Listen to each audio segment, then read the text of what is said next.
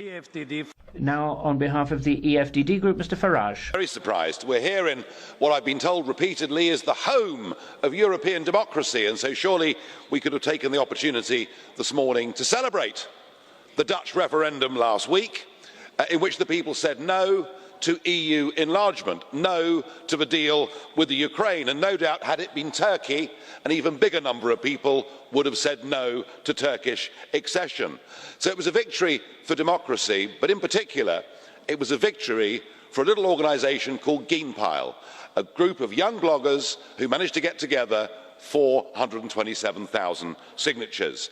So it was a victory as well for direct democracy, and this in the week when we remember that Gian Roberto Casaleggio, the genius behind the Five-Star Movement in Italy, has died. This, ladies and gentlemen, is the new politics. And yet, we were told by Mr Juncker that if the Dutch voted no, it would be a disaster. But he hasn't mentioned it today at all.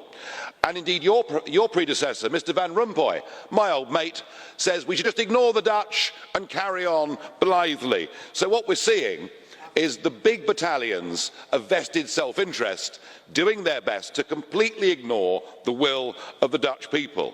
Well, I think things are changing. I don't believe these institutions can survive 21st century technology. I think the will of the people is changing politics in a way that makes all of you in this room deeply fearful, and so you should be.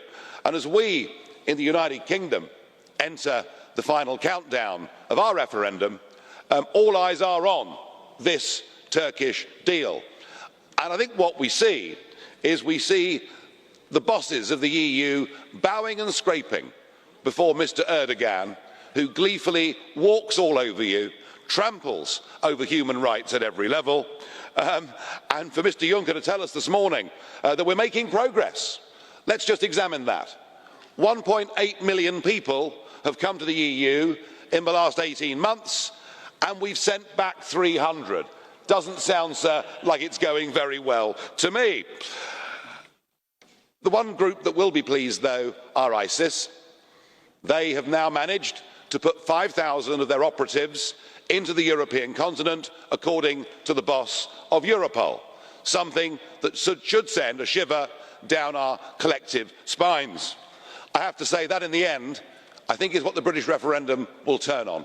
I think we will vote for Brexit, and the reason is we'll vote to put our own safety first. It is going to be, as it was in the Netherlands last week, a battle of people versus the politicians. You may have the big money and the big businesses and Goldman Sachs, but we've got our armies of bloggers, and in the end, the people's will is going to prevail. This place won't survive.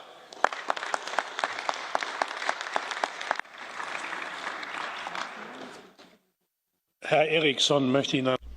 Mr. Eriksson has a question for you. Go ahead. Thank you, Mr. Speaker.